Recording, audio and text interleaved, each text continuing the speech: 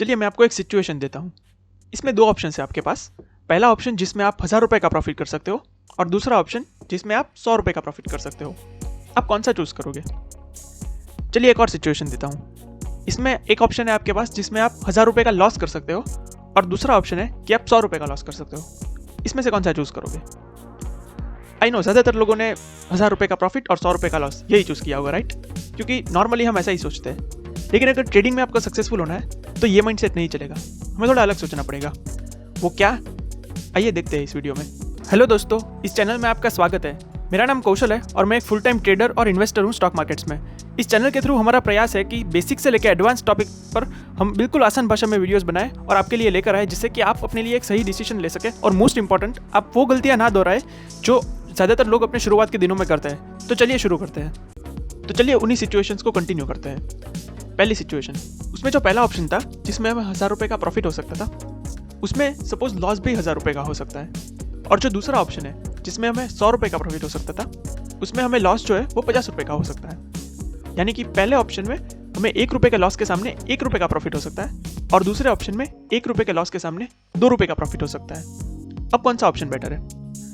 और same way second situation, जिसमें पहले ऑप्शन में हमें 1000 रुपये का लॉस हो सकता था और दूसरे ऑप्शन में 100 रुपये का लॉस हो सकता था। इसमें अगर प्रॉफिट होता है तो पहले ऑप्शन में 2000 का होगा और दूसरे ऑप्शन में 100 रुपये का होगा। मतलब कि पहले ऑप्शन में 1 रुपये के लॉस के सामने 2 रुपये का प्रॉफिट होगा और दूसरे ऑप्शन में 1 रुपये के लॉस के सामने 1 रुपये का प्रॉफिट होगा। अब कौन सा बेटर है? यही इंटरेस्टिंग पॉइंट है। हम सिर्फ और सिर्फ जो लॉस है उसको कंपेयर करके या सिर्फ और सिर्फ प्रॉफिट्स को कंपेयर करके सही डिसीजन नहीं ले सकते। हमें दोनों को एक साथ में देखना पड़ेगा। मतलब कि जो लॉस है यानी कि जो रिस्क है और जो प्रॉफिट है यानी कि जो रिवॉर्ड है, इन दोनों को हमें साथ में देखना होगा। इसको रिस्क टू रिवॉर्ड रेशियो बोलते हैं। जो पहले सिचुएशन में हमने देखा कि एक में 1:1 का था और एक में 1:2 का था, और सेम वे सेकंड सिचुएशन में भी हमने देखा। मतलब कि जहाँ पे भी 1 रुपये के रिस्क के सामने हमें 2 रुपये का रिवॉर्ड मिल रहा है वो ऑप्शन बेटर है, और 1 रुपये के रिस्क के सामने 1 रुपये का रिवॉर्ड मिल रहा है वो ऑप्शन बेटर नहीं है। तो अब समझते हैं कि ये रिस्क टू रिवॉर्ड इंपॉर्टेंट क्यों है, ये किस काम का है। तो जैसे हमने पहले ही देखा कि ये हमें एक सही डिसीजन लेने में हेल्प करता है। सबसे पहले जब हमने सिर्फ और सिर्फ प्रॉफिट को कंपेयर किया और सिर्फ और सिर्फ लॉस को कंपेयर किया तो हमारा डिसीजन था वो गलत था। लेकिन उसके बाद में जब हमने दोनों को एक साथ में देखा और रिस्क टू रिवॉर्ड रेशियो को कंपेयर किया तब हमारा डिसीजन सही था। तो ये हमें एक सही डिसीजन लेने में हेल्प करता है।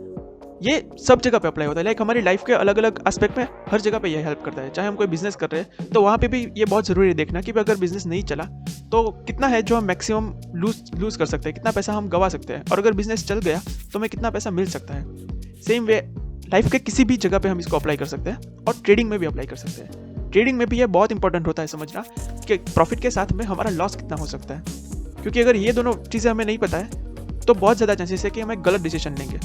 तो अब से याद रखना, रिस्क टू रिवॉर्ड रेशियो को देखना है, सिर्फ रिवॉर्ड को नहीं देखना है। प्रॉफिट कितना हो सकता है उसके साथ साथ में ये भी देखना है कि लॉस कितना हो सकता है। तो आपका कोई फ्रेंड या कोई भी आकर के आपको बोलता है ना कि भाई ये स्टॉक खरीद ले या इसमें ये कर रहे तेरा पैसा डबल हो जाएगा, तो उससे पूछो कि भाई ठीक है प्रॉफिट हुआ तो मेरा डबल हो जाएगा, माना, लेकिन अगर लॉस हुआ तो कितना होगा। क्योंकि ये दोनों अगर हमें पता है तब हम सही डिसीजन ले सकते हैं। तो अब थोड़ा डिटेल में समझते हैं कि ट्रेडिंग के अंदर रिस्क टू रिवॉर्ड रेशियो कैसे काम करता है। एक एग्जांपल लेते हैं। सपोज एक स्टॉक है जो पिछले पूरे 1 महीने में 90 रुपीज़ से लेके 120 रुपीज़ के बीच में चला है। ऐसा 2-3 बार हुआ कि वो 90 रुपीज़ को टच करके फिर ऊपर चला गया और 2-3 बार 120 को टच करके नीचे चला गया। इसमें से हम क्या कंक्लूजन निकाल सकते हैं कि भाई 90 रुपीज़ पे बहुत सारे बायर्स बैठे हैं, राइट? कि वो 90 पे आते ही लोग उसको बाय करने लगते हैं और वो ऊपर जाने लगता है, और सेम पे 120 पे बहुत सारे सेलर्स बैठे हैं क्योंकि 120 को टच करते ही वो नीचे आने लगता है।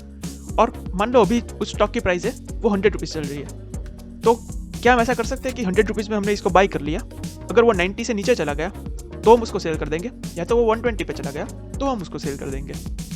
यानी कि अगर हमारा लॉस होगा तो वो 10 रुपीज़ का होगा और अगर प्रॉफिट होगा तो 20 रुपीज़ का होगा। मतलब कि हमारा रिस्क टू रिवॉर्ड है वो 1:2 का होगा। हम 10 रुपीज़ रिस्क कर रहे हैं 20 रुपीज़ कमाने के लिए। इस तरह से रिस्क टू रिवॉर्ड रेशियो जो है वो ट्रेडिंग में हमें हेल्प करता है।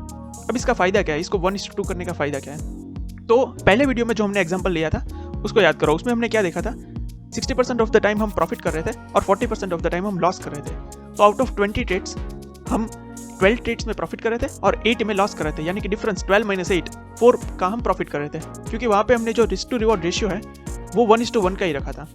लेकिन अब सपोज वो अगर हम 1:2 का कर ले तो क्या होगा?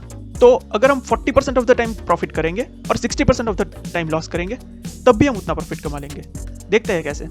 सपोज 60% ऑफ द टाइम हमने लॉस किया और 40% ऑफ द टाइम हमने प्रॉफिट किया, मतलब कि 20 में से हमने सिर्फ 8 ट्रेड में ही प्रॉफिट किया और 12 ट्रेड्स में लॉस किया।